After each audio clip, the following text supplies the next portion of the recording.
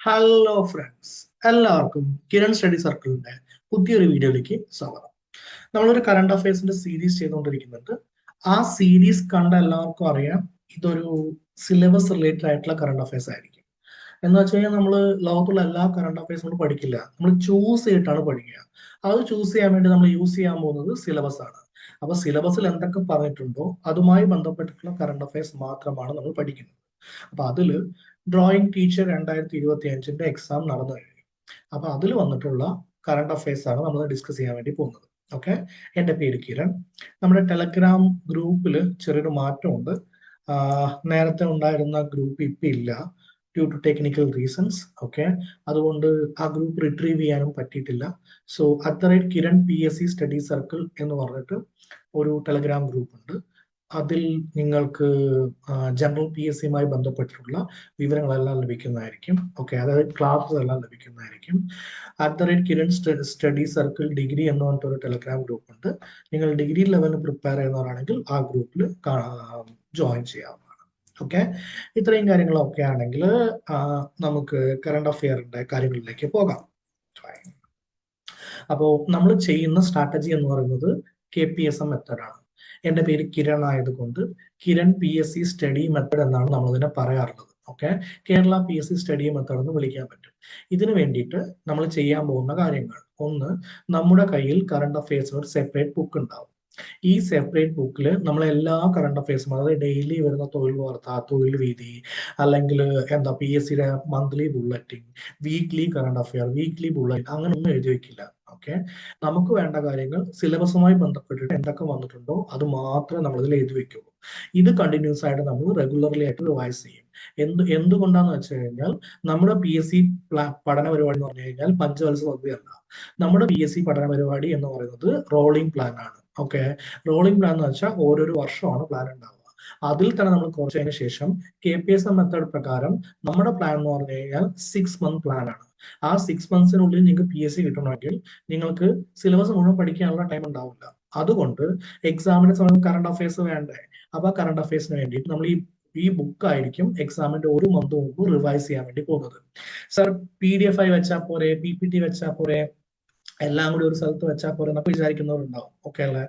എനിക്ക് പറയാനുള്ളത്, ഒരു നിങ്ങൾ എന്താ വളരെ കൂലങ്കഷമായി പഠിച്ചുകൊണ്ടിരിക്കുമ്പോൾ ഏത് കറണ്ട് അഫയർ എവിടെ വെച്ചു, എവിടെ പോയി എന്നൊക്കെ നോക്കാൻ വേണ്ടിയിട്ട് ഒരുപാട് സമയം പോകാനുള്ള സാധ്യതയുണ്ട്. പിന്നെ രണ്ടാമത്, നമ്മളെല്ലാവരും മനുഷ്യന്മാരാണ് എങ്കിൽ നമ്മുടെ കണ്ണിന് സ്ട്രെയിൻ കൊടുക്കാനുള്ള ഒരു പരിധിയുണ്ട്.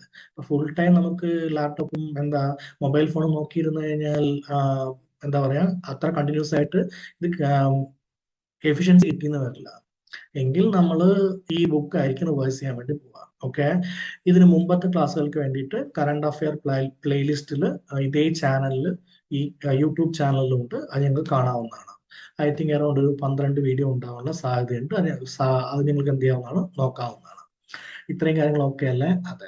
എങ്കിൽ നമ്മൾ കോൺസെൻട്രേറ്റ് ചെയ്യാൻ പോകുന്നത് ഒരു LD 10th ലെവൽ എക്സാം ആണെങ്കിൽ, ഒരു 10th+2 നോർമൽ എക്സാം ആണെങ്കിൽ 20 കറണ്ട് അഫയേഴ്സ് ഉണ്ടെങ്കിൽ അതിൽ നമ്മൾ 18 മാർക്ക്. CPO WCP ആണെങ്കിൽ ഒരു 10 കറണ്ട് അഫയേഴ്സ് ഉണ്ടെങ്കിൽ അതിൽ 8 മാർക്ക്. ഡിഗ്രി ലെവൽ എക്സാംസ് ആണെങ്കിൽ ഒരു 15 കറണ്ട് അഫയേഴ്സ് ഉണ്ടെങ്കിൽ ഒരു 13 മാർക്ക്. സർ, ബാക്കി 2 മാർക്ക്, ബാക്കി 2 മാർക്ക് ന്യൂസ് നിന്ന് വരുന്നതായിരിക്കും. ന്യൂസ് നിന്ന് വരില്ല ഞാൻ പറഞ്ഞിട്ടില്ല. പക്ഷെ 18 വേണോ, ആ 2 മാർക്ക് വേണമെങ്കിൽ ലോകത്തുള്ള എല്ലാ കാര്യവും പഠിക്കാൻ പോയി കഴിഞ്ഞു കഴിഞ്ഞാൽ ഇവിടെ സമയം ഉണ്ടാവില്ല. നമ്മൾ കോൺസെൻട്രേറ്റ് ചെയ്യുമ്പോൾ 18ലാണ്, 13ലാണ്, അതേപോലെ 8ലാണ്. ഓക്കെ, അതിന് വേണ്ടിയിട്ടുള്ള കാര്യങ്ങൾ നമ്മൾ ചെയ്യാൻ വേണ്ടി പോകുന്നത്. ഇത്രയും കാര്യം ഓക്കെ അല്ലേ? അതെ. അപ്പൊ ഇതെല്ലാം ഓക്കെ ആണെങ്കിൽ നമുക്ക് ഇന്നത്തെ ക്ലാസ്സിലോട്ട് പോകാവുന്നതാണ്. ഫൈൻ. ഇന്ന് നമ്മൾ നോക്കാൻ പോകുന്ന കറണ്ട് അഫയേഴ്സ് എന്ന് പറയുന്നത്, അപ്പൊ ഞാൻ ഡ്രോയിങ് ടീച്ചർ 2001 ക്വസ്റ്റ്യൻ പേപ്പർ നോക്കിയപ്പോൾ, ഡ്രോയിങ് ടീച്ചർ എല്ലാം ഡ്രോയിങ്ങുമായി ബന്ധപ്പെട്ട ക്വസ്റ്റ്യൻസ് ആണല്ലോ വരിക. അപ്പൊ അത് നോക്കിയപ്പോൾ അതിൽ ഇതൊക്കെയാണ് കറണ്ട് അഫയേഴ്സ് ഉണ്ടായിരുന്നത്. അപ്പൊ ഞാൻ അത് ഒറ്റ വീഡിയോ ആയിട്ട് ചെയ്യാന്ന് വിചാരിച്ചു.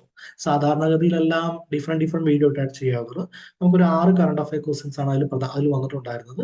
അത് മൊത്തം നമുക്ക് ചെയ്യാന്ന് വിചാരിച്ചു. ഒന്ന്, യുനെസ്കോയുടെ prize nomination living root bridge ഉണ്ട്, പ്രൊജക്ട് ചീറ്റ ഉണ്ട്, ബനിഹാൽ മൗണ്ടൻ പാസ് ഉണ്ട്, സ്പോർട്സിൽ ഫുട്ബോൾ ഉണ്ട്, ഇന്ത്യൻ ഒളിമ്പിക് അസോസിയേഷൻ ഉണ്ട്, ISROയുടെ റിസാറ്റ് 1B ഉണ്ട്, കാൻസ് ഫിലിം ഫെസ്റ്റിവൽ ഉണ്ട്. ഇതുകൂടാതെ ഒരു ക്വസ്റ്റ്യൻ കൂടി ഉണ്ട്.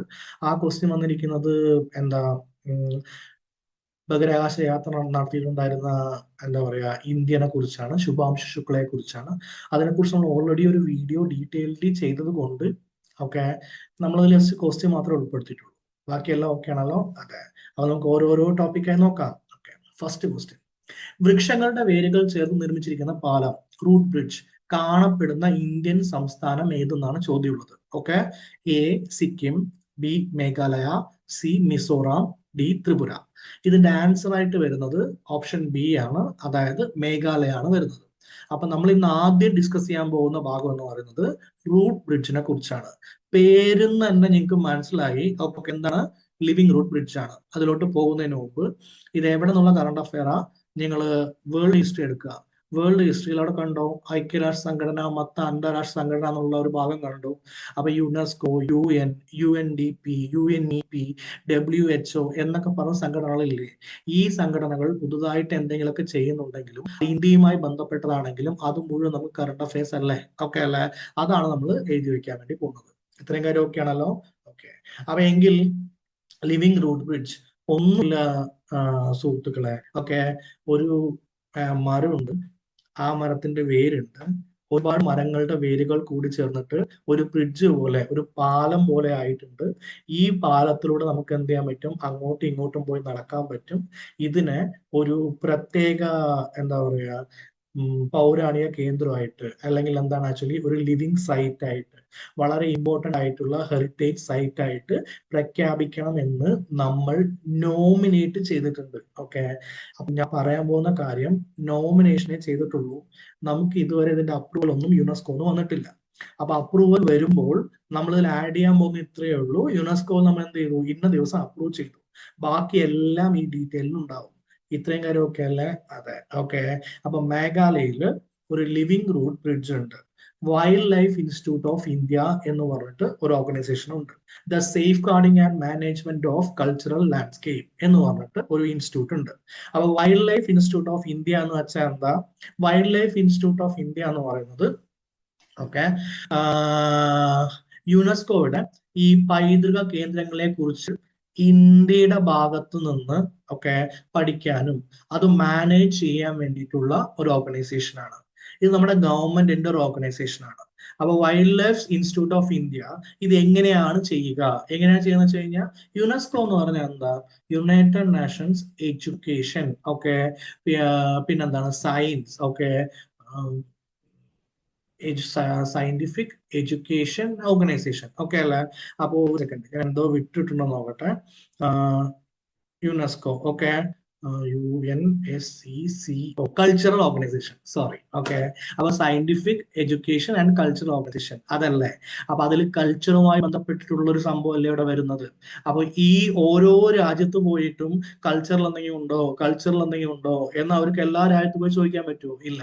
അപ്പൊ ഏതെങ്കിലും ഒരു ഇൻസ്റ്റിറ്റ്യൂട്ട് ആയിട്ടല്ലേ അവർ സംസാരിക്കാൻ പറ്റുക? ഓക്കെ, ഇവിടെ പോകുന്നവരെ എന്താ പഴയ പാത്രം ഉണ്ടോ, കുപ്പി ഉണ്ടോ എന്ന് പറഞ്ഞ എല്ലാ വീട്ടിലൊന്നും പോയി ചോദിക്കാനുള്ള സംവിധാനം യുനെസ്കോ ഇല്ലല്ലോ.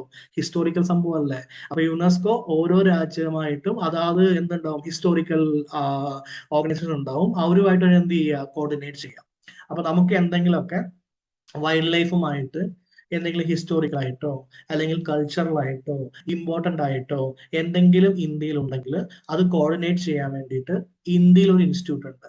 ആ ഇൻസ്റ്റിറ്റ്യൂട്ടിന്റെ പേരാണ് wildlife institute of India എന്ന് പറയുന്നത്. ഓക്കെ, അതിന് കാറ്റഗറി സെന്റർ 2 എന്ന് പറഞ്ഞിട്ടൊരു അതിന്റെ ഒരു പ്രോഗ്രാം ഉണ്ട്.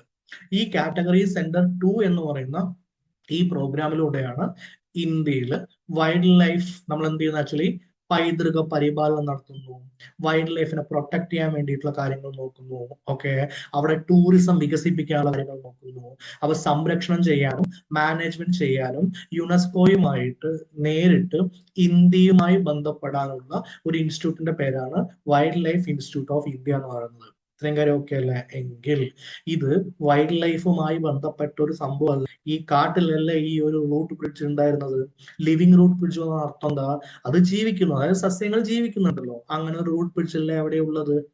അപ്പൊ wildlife institute of India, the safeguarding and management of cultural landscape എന്ന് പറയുന്ന ഇൻസ്റ്റിറ്റ്യൂഷൻ, ഓക്കെ, യുനെസ്കോ ഗ്രീൻ സ്പീസിന്റെ മെലിന മെർക്കൂറി ഇന്റർനാഷണൽ സമ്മാനത്തിന് വേണ്ടിയിട്ട്. ഓക്കെ, അപ്പൊ ഒരു സമ്മാനമുണ്ട്, അല്ലെങ്കിൽ ഒരു ഗിഫ്റ്റ് ഉണ്ട്, അല്ലെങ്കിൽ ഒരു പ്രൈസ് ഉണ്ട്, അല്ലെങ്കിൽ ഒരു അവാർഡ് ഉണ്ട്, എന്ത് വേണേ വിളിച്ചോളൂ. ആ അവാർഡിന് വേണ്ടിയിട്ട്, ഏത് അവാർഡിന് വേണ്ടിയിട്ടാ? UNESCO Greece Melina Mercouri international award.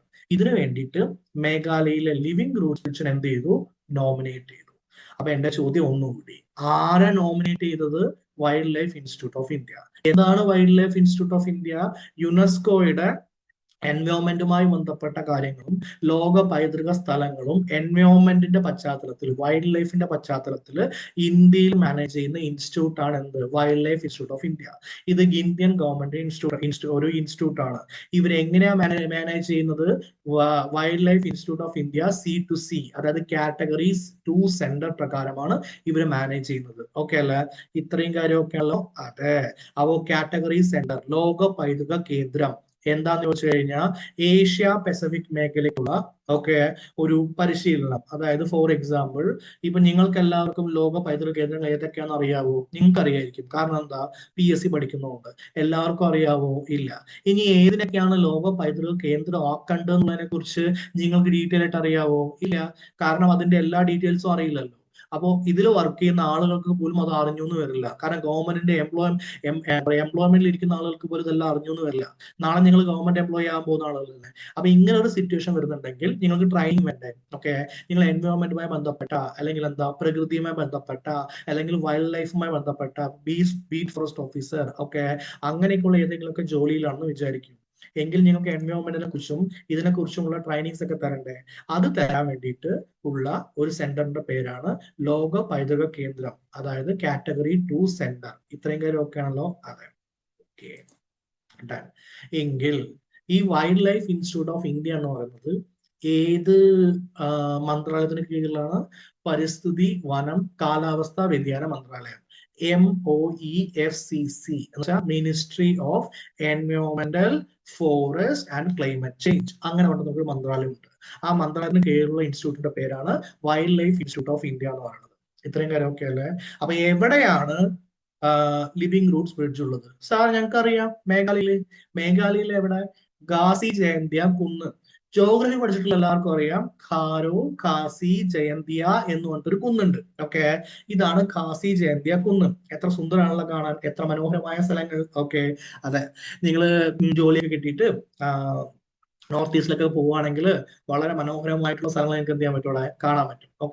എങ്കിൽ ഖാസി ജയന്തിയ കുന്നുകളിൽ കാണപ്പെടുന്ന ഒരു വളരെ പ്രകൃതിദത്ത പൈതൃകമായിട്ടുള്ള സ്ഥലമാണ് ഈ ലിവിംഗ് റൂട്ട്സ് ബ്രിഡ്ജ് എന്ന് പറയുന്നത്. അല്ലേ? അപ്പൊ മേഘാലയയിലെ ബേസിൻ മാനേജ്മെന്റ് ഏജൻസി എന്ന് പറഞ്ഞൊരു ഏജൻസി ഉണ്ട്. 74 ഗ്രാമങ്ങൾ ഉൾക്കൊള്ളുന്ന സാംസ്കാരിക ഭൂപ്രകൃതിയിലെ മേൽനോട്ടം വഹിക്കുന്ന സിർവറ്റ്യൂ ബാരിം മിയാങ് ജിങ്കി ജിരി. എന്താ സാറേ, ഞങ്ങൾ ചീത്ത പറയാണോ? മേഘാലയ നോർത്ത് ഈസ്റ്റ് കുറച്ച് ഇത്തിരി എന്ത് വരും? ഒരു ചൈനീസിന്റെ, അല്ലെങ്കിൽ എന്താ ഒരു ഏഷ്യൻ ലാംഗ്വേജസിന്റെ, ജപ്പാനീസ്, ചൈനീസ്, കൊറിയൻ, അങ്ങനെയുള്ള ലാംഗ്വേജസിന്റെ ഒരു സംഭവം വരും. അല്ലേ? അപ്പൊ അതുകൊണ്ട് രണ്ട് കാര്യങ്ങൾ നോക്കണം. ഒന്ന്, Meghalaya basin management agency. Basin എന്ന് വെച്ച് കഴിഞ്ഞാൽ അടിത്തട്ടിലുള്ളത്. എന്തിന്റെ അടിത്തട്ടിലുള്ളത്? ഒന്ന് നദിയുടെ അടിത്തട്ടിലുള്ളത്. ഏത് നദി? നമ്മുടെ ബ്രഹ്മപുത്ര നദി. രണ്ടാമത്തെ ഹിമാലയത്തിന്റെ അടിത്തട്ടിലുള്ളത്. ഈ നോർത്ത് ഈസ്റ്റിന്റെ മുകളിൽ ഹിമാലയ അല്ലേ? അപ്പൊ മേഘാലയ ബേസിൻ മാനേജ്മെന്റ് ഏജൻസിയും ഈ ഭാഗങ്ങളിലെ 74 ഗ്രാമങ്ങൾ ഉൾക്കൊള്ളുന്ന സാംസ്കാരിക ഭൂപ്രകൃതിയിലെ മേൽനോട്ടം വഹിക്കുന്ന സിർവറ്റ്യൂ ബാരിം മിയാങ് ജിങ്കി ഈ കോർപ്പറേഷൻ ഫെഡറേഷൻ ലിമിറ്റഡും കൂടി ചേർന്നിട്ട് ഈ നാമനിർദ്ദേശം എന്ത് ചെയ്തു? പിന്തുണച്ചു. അപ്പൊ ആര് നാമനിർദ്ദേശം ചെയ്തു? നമ്മുടെ ഇന്ത്യൻ ഗവൺമെന്റിന്റെ പരിസ്ഥിതി, വനം, കാലാവസ്ഥാ വ്യതിയാന മന്ത്രാലയത്തിന് കീഴിലുള്ള wild life institute of India. ആരൊക്കെ ഇതിനെ പിന്തുണച്ചു? രണ്ട് agency. Agency number 1 Meghalaya basin management agency. Agency number 2 സിർവറ്റ്യൂ bearing മിയാങ് ജിങ്കിങ് Jiri. ഈ സിർവറ്റ്യൂ ബാരിംഗ് മിയാങ് ജിങ്കിങ് ജിരി എന്താ? 74 ഗ്രാമങ്ങൾ ഉൾക്കൊള്ളുന്ന ഒരു സാംസ്കാരിക ഭൂപ്രകൃതിയുടെ മേൽനോട്ടം വഹിക്കുന്ന ഒരു കോർപ്പറേഷൻ ആണ്. അല്ലേ? ഇത്രയും കാര്യങ്ങളൊക്കെയാണല്ലോ. അതെ. എങ്കിൽ നമുക്ക് അടുത്തതിലേക്ക് പോയാലോ? അപ്പൊ ഖാസി ജയന്തിയ കുന്നുകളായി. ഇതാണ് മേഘാലയ ലിവിംഗ് റൂട്ട്സ് ബ്രിഡ്ജ്. ടൂറിസത്തിന്റെ ഭാഗമായിട്ട് ഇതിലൂടെ എന്ത് ചെയ്യുന്നു? എല്ലാപ്പോഴും ആളുകൾ വന്നിട്ട് ഈ ബ്രിഡ്ജിലൂടെ അങ്ങോട്ടും ഇങ്ങോട്ടും പോകുന്നു, ഫോട്ടോ എടുക്കുന്നു. ഇത്രയും കാര്യമൊക്കെ അല്ലേ? അതെ. നെക്സ്റ്റ് നമ്മൾ നോക്കാൻ പോകുന്ന കറണ്ട് അഫയേഴ്സ് എന്ന് പറയുന്നത് ജോഗ്രഫിയുമായി ബന്ധപ്പെട്ടിട്ടുള്ള കറണ്ട് അഫയേഴ്സ് ആണ്. ഓക്കെ, ജോഗ്രഫിയിൽ നമുക്ക് ഫോറസ്റ്റ് ആൻഡ് ഫോറസ്റ്റ് റിസർച്ച്, ഇവിടെ ഈ ഇത് കണ്ടോ, സ്വാഭാവിക സസ്യപ്രകൃതി എന്ന് കണ്ടോ, അതിൽ നമുക്ക് പഠിക്കാനുള്ളല്ലേ കാടുകൾ, വിവിധ തരത്തിലുള്ള കാടുകൾ, മഴക്കാടുകൾ, നിത്യഹരിത വനങ്ങൾ എന്നൊക്കെ പറഞ്ഞ് പഠിക്കാനുള്ളതല്ലേ. ഓക്കെ, അതിൽ നമുക്ക് എന്താ ഉള്ളത്? ദേശീയോദ്യാനം. ദേശീയോദ്യാനം പഠിക്കാണ്ടല്ലോ? ഉണ്ട്. അതിൽ നമുക്ക് പഠിക്കാനുള്ള ഭാഗമല്ലേ എന്താണ് ആക്ച്വലി ഈ ഒരു കറണ്ട് അഫയേഴ്സ് ആണ് നമ്മൾ ഡിസ്കസ് ചെയ്യാൻ പോകുന്നത്. ഡ്രോയിങ് ടീച്ചർ 2025 വന്നിട്ടുള്ള എന്താണ്, ഇന്ത്യയിൽ ആദ്യമായി ആഫ്രിക്കൻ ചീറ്റകളെ പുനരധിവസിപ്പിച്ച ദേശീയോദ്യാനം, അതിന്റെ പേരാണ് കൂനോ ദേശീയോദ്യാനം. അപ്പൊ ഇത് കാണുന്നവര് സാർ ഇതൊക്കെ ഞങ്ങൾ ഒരുപാട് കണ്ടിട്ടുണ്ട്, ഓക്കെ അല്ലേ? ഞങ്ങൾ കണ്ടു എന്ത് ചെയ്തു, ഞങ്ങൾക്ക് മടിയായി. അതെ, കൂനോ ദേശീയോദ്യാനം ഇടയ്ക്കിടയ്ക്ക് എന്താണ് ക്വസ്റ്റ്യനിൽ വരുന്നതാണ്. സാർ ഇത് 2022 നടന്നതാ, ഇപ്പൊ എങ്ങനെ കറണ്ട് അഫയേഴ്സ് ആയി? സാർ ഞാൻ പറഞ്ഞിരിക്കുന്നത് 2023-25 കാലഘട്ടങ്ങളിലുള്ള കറണ്ട് അഫയേഴ്സ് ആണ് മെയിൻ ആയിട്ട് പഠിക്കാൻ പറഞ്ഞിരിക്കുന്നത് ഇപ്പോഴത്തെ എക്സാമിന് വേണ്ടിയിട്ട്. ഓക്കെ, എങ്കിൽ ഇതെങ്ങനെ കറണ്ട് അഫയേഴ്സ് ആയി അതിലോട്ട് നമുക്ക് നോക്കാം. ഓക്കെ അല്ലെ? Project cheetah. പ്രോജക്ട് ചീറ്റയെ കുറിച്ച് നിങ്ങൾക്ക് എല്ലാവർക്കും അറിയാവുന്നതാണ്. ഓക്കെ, മധ്യപ്രദേശില് കുൻഹോ നാഷണൽ പാർക്കിൽ നമ്മൾ എന്താ നമീബിയയിൽ നിന്നും പിന്നെ എവിടെ സൗത്ത് ആഫ്രിക്കയിൽ നിന്നും ഒക്കെ എന്ത് ചെയ്യും, നമ്മള് ചീറ്റയെ കൊണ്ടുവന്നു. എന്തുകൊണ്ട് നമ്മൾ ചീറ്റയെ കൊണ്ടുവരാനുള്ള കാരണം എന്താ? നമ്മളവിടെ ചീറ്റയില്ല. അപ്പൊ ചീറ്റയെ സംരക്ഷിക്കുന്നതിന്റെ ഭാഗമായിട്ട് ഇന്ത്യയിലേക്ക് എപ്പോഴാണ് അവസാനം ചീറ്റ ഇവിടെ ഉണ്ടായിരുന്നത്? 1952. 1952 അവസാന ചീറ്റ എന്ത് ചെയ്തു? മരണപ്പെട്ടു. എങ്കിൽ ചീറ്റകളെ വീണ്ടും ഇങ്ങോട്ട് കൊണ്ടുവരാൻ വേണ്ടിയിട്ട് പ്രൊജക്ട് ചീറ്റ, അതിന്റെ പേരാണ് ചീറ്റ പുനരവതരണം പദ്ധതി, 2022 ആരംഭിച്ചത്. ഓക്കെ, അപ്പൊ ആ ചീറ്റകളെ കൊണ്ടുവന്ന് നമ്മൾ വിട്ട നാഷണൽ പാർക്കിന്റെ പേരാണ് കൂനോ നാഷണൽ പാർക്ക്. ഓക്കെ, അവിടത്തെ ഒരു നമീബിയൻ പെൻഷേറ്റി ആയിട്ടുള്ള നഭ എന്ത് ചെയ്തു ആക്ച്വലി മരണപ്പെട്ടു. ഓക്കെ സാർ, നഭ മരണപ്പെട്ടാണ് അത്ര വലിയ വിഷയം അല്ല മക്കളെ. ഓരോ ചീറ്റയായിട്ട് അവിടെ മരിച്ചുകൊണ്ടേ ഇരിക്കുകയാണ്, വിവിധ സിറ്റുവേഷനുകളിൽ മരിച്ചുകൊണ്ടേ ഇരിക്കുകയാണ്. ലേറ്റസ്റ്റ് ആയിട്ട് മരിച്ച ചീറ്റയാണ് ഈ കാണുന്നത്. സാർ എല്ലാ ചീറ്റയും ഒരേപോലെ ഉണ്ടല്ലോ, എങ്ങനെ മനസ്സിലാക്കുക? ഓക്കെ, ഇപ്പൊ നമ്മുടെ വീട്ടില് കുറെ പട്ടികളുണ്ടാവും, നമ്മൾ എന്നിട്ട് ഒരേ കളറിലൊക്കെ ഉണ്ടാവില്ലേ, നമുക്ക് മനസ്സിലാക്കാൻ പറ്റില്ലേ? അതുപോലെ തന്നെ ഓക്കെ, അവിടെ ഉള്ളവർക്ക് അറിയാം, നമുക്ക് കണ്ട എല്ലാം എന്തായിരിക്കും, ഒരേ ചീറ്റ ആയിരിക്കും. നമ്മുടെ കോളറൊക്കെ കണ്ടില്ലേ? ഓക്കെ, ഈ കോളറൊക്കെ നോക്കിയിട്ട് എന്ത് ചെയ്യുക, നമ്മൾ മനസ്സിലാക്കാം. ഈ ചീറ്റയുടെ പേരാണ് നഭ. എങ്ങനെ ചീറ്റ മരണപ്പെട്ടത്? വേട്ടയാടാനുള്ള ശ്രമത്തിലൂടെ ഉണ്ടായിരുന്ന പരിക്കുകൾ കാരണമാണ് ഈ ചീറ്റ മരണപ്പെട്ടത്. സർ, അവിടെ നോക്കാൻ ആളുകളൊന്നും ഇല്ലേ? ആളുകളൊക്കെ ഉണ്ട്. ഓക്കെ, എന്നിട്ടും എന്താ അവർ മരണപ്പെടുന്നത്? അത് തന്നെയാണ് പ്രധാനപ്പെട്ട പ്രശ്നം. ഓക്കെ, നമുക്ക് ഇപ്പൊ നേരിടുന്ന പ്രധാനപ്പെട്ട പ്രശ്നം എന്ന് പറയുന്നത്, ഈ ചീറ്റ നമ്മൾ കൊണ്ടുവന്നു, ഇവരെ നമ്മൾ കൊണ്ടുവന്നത് ആഫ്രിക്കയിൽ നിന്നാണ്. ഇവിടത്തെ കാലാവസ്ഥയായിട്ട് ഇവർക്ക് എന്ത് ചെയ്യാൻ പറ്റുന്നില്ല, പൊരുത്തപ്പെടാൻ പറ്റുന്നില്ല. നമ്മളെ കൊണ്ടുവന്നവർ വിട്ടതിന് ശേഷം ഓരോ ചീറ്റ എന്ത് ചെയ്യുന്നു, മരണപ്പെട്ടുകൊണ്ടേയിരിക്കുന്നു. ഇതാണ് പ്രശ്നം. ഓക്കെ, അപ്പൊ രണ്ട് ഏജൻസി ഉണ്ട്. ഒരു ഏജൻസിയുടെ പേര് NTCA, national tiger conservation authority. Okay, രണ്ടാമത്തെ WII, ഇതെവിടെയോ കേട്ടല്ലോ, ഇപ്പൊ ഏതാണ് പഠിച്ചത്? Okay, wild life institute of India. പിന്നെ ആരാ? മധ്യപ്രദേശിന്റെ വനം വകുപ്പ്. അപ്പൊ NTCAയുടെയും, NTC എന്ന് വെച്ചാൽ എന്താ? National tiger conservation authority. WII എന്ന് വെച്ചാൽ എന്താ? Wild life institute of India. ഇതിന്റെ ഭാഗമായിട്ട് ഒന്നാം ഘട്ടത്തിൽ നിന്ന് നമീബിയയിൽ നിന്ന് നമ്മൾ ചീറ്റയെ കൊണ്ടുവന്നു. എപ്പോഴാ കൊണ്ടുവന്ന്? 2022. രണ്ടാം ഘട്ടം നമ്മൾ എന്ത് ചെയ്തു? ദക്ഷിണാഫ്രിക്കയിൽ നിന്ന് ചീറ്റയെ കൊണ്ടുവന്നു. എപ്പോഴാ കൊണ്ടുവന്നത്? 2023. എന്നിട്ട് നമ്മൾ എന്ത് ചെയ്തു ആക്ച്വലി? മധ്യപ്രദേശിലെ കൂനോ നാഷണൽ പാർക്കിലേക്ക് അവരെ മാറ്റി. ഓക്കെ, രണ്ടാം ഘട്ടപ്പോ ഇവിടെ ആകെ പ്രശ്നമായി. ഓക്കെ, ആകെ പ്രശ്നം എന്ന് വെച്ച് കഴിഞ്ഞാൽ ചീറ്റകൾ ഓരോന്നായി മരണപ്പെടുന്നു. എങ്കിൽ നമുക്ക് ഇനി എവിടെ നിന്ന് ചീറ്റയെ കൊണ്ടുവരാം? കൂലങ്കഷമായിട്ട് എല്ലാവരും ഇരുന്ന് ആലോചിച്ചു. ആരാണ് എല്ലാവരും? ഓക്കെ, ഒന്ന് പരിസ്ഥിതി മന്ത്രാലയം, രണ്ട് NTCA, national tiger conservation authority, മൂന്നാമത്തെ ആരാ? Wild life institute of India, Madhya Pradesh വനം വകുപ്പ്. ഇവരെല്ലാം കൂടി ചേർന്ന് ആലോചിച്ചിട്ട് ഇപ്പൊ അവർ തീരുമാനിച്ചിരിക്കുന്നത് എന്ത് ചെയ്യുക? കെനി എന്ന് കൊണ്ടുവരാം. ഓക്കെ, ഓൾറെഡി എവിടെ നിന്ന് കൊണ്ടുവന്നിട്ടുണ്ട്? നിന്ന്. ഏത് വർഷം? 2022. രണ്ടാമത് എവിടെ നിന്ന് കൊണ്ടുവന്നിട്ടുണ്ട്? ദക്ഷിണാഫ്രിക്കയിൽ നിന്ന്. ഏത് വർഷം? 2023. ഇപ്പൊ എവിടേക്ക് കൊണ്ടുവരാൻ വേണ്ടി നമ്മൾ തീരുമാനിക്കുന്ന ആക്ച്വലി എവിടേക്ക് പോകാൻ നോക്കുന്നു? കെനിയിൽ നിന്ന്. കെനിയിൽ കൊണ്ടുവന്നിട്ടുണ്ടാ? ഇല്ല. ഈ ചീറ്റകളെ ഓക്കെ നമ്മള് കെനിയിൽ നിന്ന് കൊണ്ടുവരുന്ന ചീറ്റകളെ ഒന്നെങ്കിൽ നമ്മൾ കൂനോ ദേശീയോദ്യാനത്തിലേക്ക് വെക്കും, അല്ലെങ്കിൽ ഗാന്ധി സാഗർ വന്യജീവി സങ്കേതത്തിലേക്ക് വെക്കും. ഓക്കെ അല്ലെ? രണ്ടും എവിടെയാ സാറേ? രണ്ടും മധ്യപ്രദേശത്താണ്. ഒന്നൊരു ദേശീയ ഉദ്യാനമാണ്, ഒന്നൊരു വന്യജീവി സങ്കേതമാണ്. അപ്പൊ എന്താണ് ഈ ദേശീയ ഉദ്യാനവും വന്യജീവി സങ്കേതവും തമ്മിലുള്ള പ്രധാനപ്പെട്ട വ്യത്യാസം എന്താ സർ? ഓക്കെ, വന്യജീവി സങ്കേതം എന്ന് പറഞ്ഞ പേരിൽ തന്നെ ഉണ്ട്, അവിടെ വൈൽഡ് അനിമൽസ് ആണ് പ്രധാനമായിട്ട് ഉണ്ടാവുക. ഓക്കെ, എങ്കിൽ ദേശീയോദ്യാനം എന്താണ് സാർ? എന്താ ദേശീയോദ്യാനത്തിന്റെ പ്രത്യേകത? എന്താ? ദേശീയോദ്യാനം വളരെ സംഭവമാണ്. അവിടെ വന്യജീവികൾ മാത്രമല്ല, അവിടെ ചെടികൾ, കൊടികൾ, ഓക്കെ, പക്ഷി മൃഗാദികൾ, പിന്നെന്താ, പൂമ്പാറ്റകൾ, ഷഡ്പദങ്ങൾ എല്ലാം ഉണ്ടാവും. അപ്പൊ സിമ്പിൾ ആയിട്ട് ഇതിന് ഡെഫിനേഷൻ കുറെ ഉണ്ട്, നമുക്ക് എൻവയോൺമെന്റ് എടുക്കുമ്പോൾ ഡീറ്റെയിൽ ആയി പഠിക്കാം. ഇപ്പൊ എത്ര മനസ്സിലാക്കിയാൽ മതി. ദേശീയോദ്യാനം എന്ന് പറഞ്ഞു കഴിഞ്ഞാൽ അവിടെ ഒരുപാട് തരത്തിലുള്ള മരമായാലും ചെടിയായാലും വന്യജീവി ആയാലും എല്ലാം ഉണ്ടാവും. വന്യജീവി സങ്കേതത്തിൽ പ്രധാനമായിട്ട് എന്തേ ഉണ്ടാവുള്ളൂ? വന്യജീവികളെ ഉണ്ടാവുള്ളൂ. അപ്പൊ ഗാന്ധിസാഗർ വന്യജീവി സങ്കേതം എന്താണെന്നും വന്യജീവി സങ്കേതം എന്താണെന്നും കൂനോ ദേശീയ ഉദ്യാനം നാഷണൽ പാർക്ക് എന്താണെന്നുള്ള വ്യത്യാസം മനസ്സിലായില്ലേ? മനസ്സിലായി. ഓക്കെ അല്ലെ? രണ്ടും എവിടെയാണ്? മധ്യപ്രദേശില്. കെനിയിൽ നിന്ന് കൊണ്ടുവരുന്ന ചീറ്റകളെയാണ് ഇവിടെ കൊണ്ടുവരാൻ വേണ്ടി പോകുന്നത്. ഓക്കെ, ആ കാര്യം നിങ്ങൾക്ക് മനസ്സിലായി. ഓക്കെ, എങ്കിൽ ചീറ്റയുടെ പരിപാടി എന്താ? ഇവിടെയാണ് കൂനോ നാഷണൽ പാർക്ക് ഉള്ളത്. 344.686 കിലോമീറ്റർ സ്ക്വയർ എന്താണ് ആക്ച്വലി ഒരു വലിപ്പമുള്ള ഒരു നാഷണൽ പാർക്കാണ് കൂനോ പാൽപൂർ നാഷണൽ പാർക്ക്. ഇത് Kathiawar Gir dry deciduous forest, deciduous കാടുകളെ കുറിച്ച് നിങ്ങൾ പഠിച്ചിട്ടുണ്ടാവും. ഓക്കെ, അപ്പൊ ഒരു കത്തിയാവാർ ഗിഡ് ആയിട്ടുള്ള ഡെസിഡിയസ് ഫോറസ്റ്റ് ആയിട്ടുള്ള ഒരു സ്ഥലത്ത് അവിടെ നമുക്ക് എന്തുണ്ട്? ഓക്കെ, അവിടെ നമുക്ക് എന്തുണ്ട്? ആക്ച്വലി ഒരു പാർക്ക് ഉണ്ട്. പാർക്കിന്റെ പേരെന്താണ്? Kuno Palanpur national park. ഇത്രയും കാര്യം ഓക്കെ അല്ലേ? അതെ. എങ്കിൽ ഇവിടെ നമ്മൾ എന്ത് ചെയ്തു? ചീറ്റകളെ കൊണ്ടുവന്നു. ഈ കാര്യമൊക്കെ ആണെങ്കിൽ നമുക്ക് എങ്ങോട്ട് പോകാം? ചീറ്റകൾ എപ്പോൾ മരണപ്പെട്ടു എന്നതിലേക്ക് പോകാം. ഞാൻ കുറെ നേരമായിട്ട് പറഞ്ഞില്ലേ ചീറ്റകൾ മരിച്ചുകൊണ്ടേയിരിക്കുക എന്നുള്ളത്. ഓക്കെ, മരിച്ച ചീറ്റയുടെ പേരാണ് സാഷ. ഓക്കെ, മാർച്ച് 27 സാഷ മരിക്കുന്നത്. കിഡ്നി പ്രശ്നമായിരുന്നു സാഷയ്ക്ക് ഉണ്ടായിരുന്നത്. രണ്ടാമത് മരിച്ച ചീറ്റയുടെ പേരാണ് ഉദയ്. ഏപ്രിൽ 23 ചീറ്റ മരിക്കുന്നത്. ഓക്കെ, കാർഡിയോ പൾമിനറി ഫെയിലിയർ ആയിരുന്നു അതിന് കാരണം. കാർഡിയാക് അറസ്റ്റ് വന്നുകൊണ്ടാണ് പ്രശ്നം ഉണ്ടായത്. മൂന്നാമത് മരിച്ച ചീറ്റയുടെ പേരാണ് ദക്ഷ. മെയ് 9 ചീറ്റ മരിക്കുന്നത്. ഓക്കെ, അവര് തമ്മിലൊരു അടിയായി. ഓക്കെ, ഇപ്പൊ നമ്മൾ വീട്ടിൽ രണ്ട് പൂച്ചയുണ്ടെങ്കിൽ പൂച്ച തമ്മിൽ അടിയാവില്ലേ? പട്ടികൾ തമ്മിൽ അടിയാവില്ലേ? ഒക്കെ അതുപോലെ അവർ തമ്മിൽ അടിയായി. അപ്പൊ ഒരു വയലന്റ് ഇന്ററാക്ഷനുമായി ബന്ധപ്പെട്ടിട്ടുള്ള ഒരു പ്രശ്നമായിട്ടാണ് അത് മരിക്കുന്നത്.